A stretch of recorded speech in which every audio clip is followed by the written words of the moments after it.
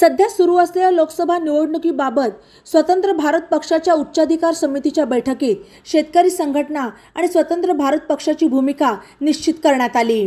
भाजपा, महाविकास आघाडी किंवा वंचित बहुजन आघाडी या प्रमुख आघाड्यांपैकी कोणालाही जाहीर पाठिंबा न देण्याचा निर्णय जाहीर करण्यात आला।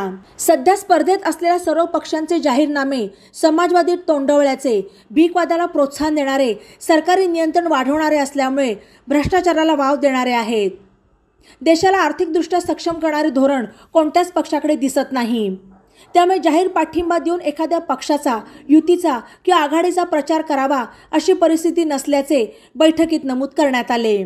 सत्तेत आलेले भाजप सरकार अनेक आघाड्यांवर अपयशी ठरल्याचे दिसत आहे।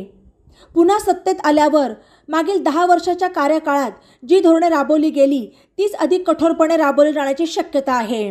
भाजपने घेतलेले निर्णय हे बहुतांश जनतेला नुकसानकारक, त्रासदायक, अधोगतीकडे घेऊन जाणारे असल्याचेही बैठकीत स्पष्ट करण्यात आले।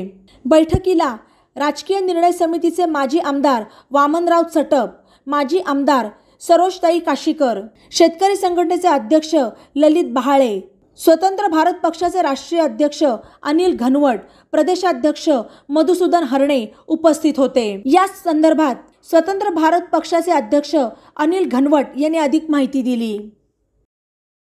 बातम्यांसाठी ई नवा मराठा YouTube चॅनलला सबस्क्राइब करा आणि बेल आयकॉनवर प्रेस करा।